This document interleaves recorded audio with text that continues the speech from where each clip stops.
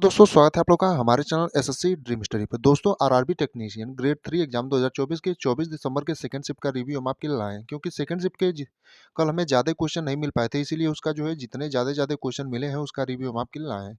और third shift का जो भी लोग पेपर दे के आए वो कमेंट में क्वेश्चन भेजेंगे, क्योंकि हम इसके बाद जो है थर्ड शिफ्ट का भी आपको रिव्यू कराएंगे।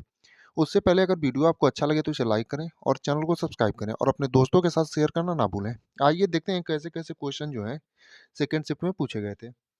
एक क्वेश्चन पूछा था, द्रव से गैस में बदलने की प्रक्रिया को क्या कहते हैं? यानी जो द्रव से गैस में बदलने की प्रक्रिया होती है उसे क्या कहते हैं? तो द्रव से जो गैस में बदलने की आपकी प्रक्रिया होती है उसे वाष्पीकरण कहते हैं। यानी आपका जो सही उत्तर होगा वाष्पीकरण होगा। अगला क्वेश्चन पूछा था, दीप्ति जीवन जी किस खेल से संबंधित है? ये क्वेश्चन का लैंग्वेज थोड़ा मोड़ा इधर उधर है, तो आप लोग इसे देख लीजिएगा क्वेश्चन किस लैंग्वेज में पूछा था।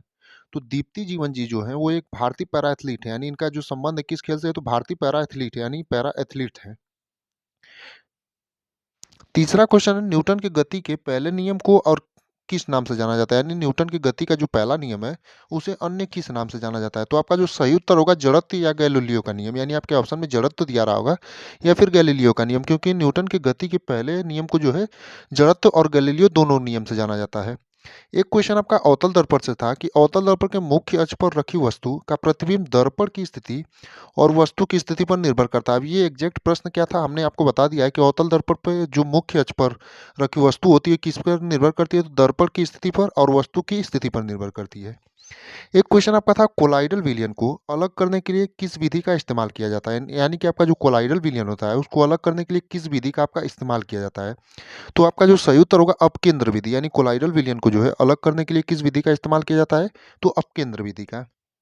अगला यानी छठा प्रश्न है, संवेग परिवर्तन की दर समानुपाती होती है। यानी जो संवेग परिवर्तन की दर होती है वो किसके समानुपाती होती है? तो आपका सही उत्तर होगा उस पर लगाए गए बल के। ये आपका न्यूटन के प्रथम नियम में आपको दर्शाया गया है कि F is directly proportional to M में, यानी कि संवेग परिवर्तन की जो दर होती है किसके समानुपाती होती है, तो उस पर लगाए गए बल के। अगला क्वेश्चन है कि कोशिका विभाजन के समय कौन छोड़कर दिखाई देता है? यानी छड़ाकार दिखाई देता है। यानी कोशिका विभाजन के समय कौन सी चीज होती है जो छड़ाकार दिखाई देती है? तो आपका जो सही उत्तर होगा क्रोमोसोम होगा। यानी कोशिका विभाजन के समय जो क्रोमोसोम है वो छड़ाकार दिखाई देता है।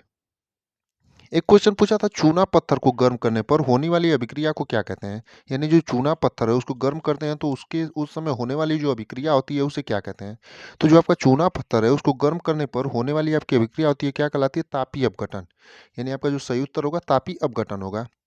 क्वेश्चन पूछा था, कार्बन मोनोक्साइड गैस और हाइड्रोजन गैस की प्रतिक्रिया करके क्या बनाती है? यानी जो कार्बन मोनोक्साइड गैस है और हाइड्रोजन गैस से प्रतिक्रिया करती है तो आपका क्या बनाती है?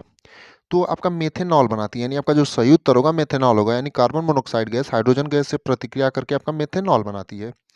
10वां क्वेश्चन पूछा था, सक्रियता श्रेणी में पहला और अंतिम तत्व कौन सा है? यानी जो सक्रियता श्रेणी है उसमें पहला और अंतिम तत्व आपका कौन सा है? तो आपका Au और K होगा, यानी गोल्ड और पोटेशियम होगा। यानी आपका जो सही उत्तर होगा गोल्ड और पोटेशियम होगा।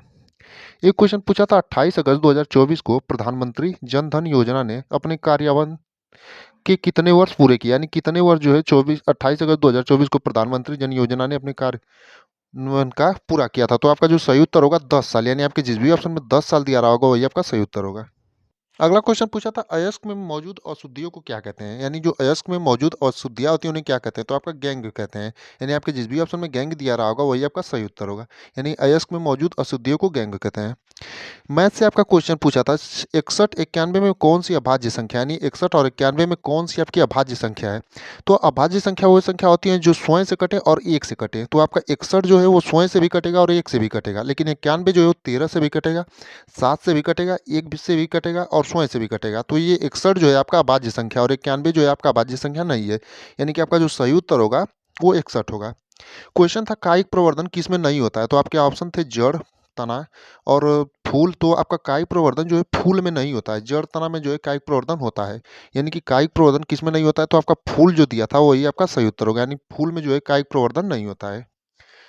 अगला क्वेश्चन पूछा था, यदि यक्स प्लस एक बटे में यक्स बराबर 7 है तो यक्स स्क्वायर प्लस एक बटे में यक्स स्क्वायर का मान ज्ञात कीजिए। तो यक्स प्लस एक बटे यक्स का मान 7 दिया, तो यक्स स्क्वायर प्लस एक बटे में यक्स स्क्वायर का मान आपका क्या होगा? 47 होगा। यानी कि आपकी जिस भी ऑप्शन में 47 दिया रहा होगा वही आपका सही उत्तर होगा। यानी कि इसका जो सही उत्तर होगा 47 होगा। एक क्वेश्चन पूछा था, एंडोप्लाज्मिक रेटिकुलम कितने प्रकार का होता है, यानी जो आपका एंडोप्लाज्मिक रेटिकुलम होता है वो कितने प्रकार का होता है। तो आपका एंडोप्लाज्मिक रेटिकुलम जो है 2 प्रकार का होता है, यानी आपका जो सही उत्तर होगा कि एंडोप्लाज्मिक रेटिकुलम कितने प्रकार का होता है, तो 2 प्रकार का।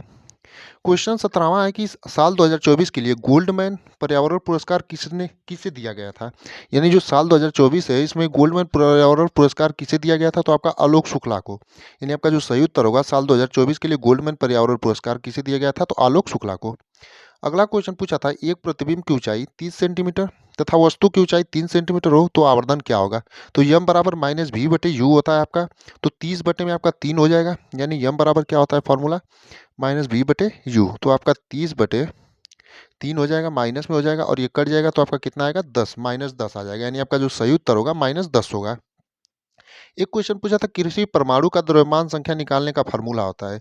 यानी जो परमाणु होता है उसका द्रव्यमान संख्या निकालने का फार्मूला आपका क्या होता है।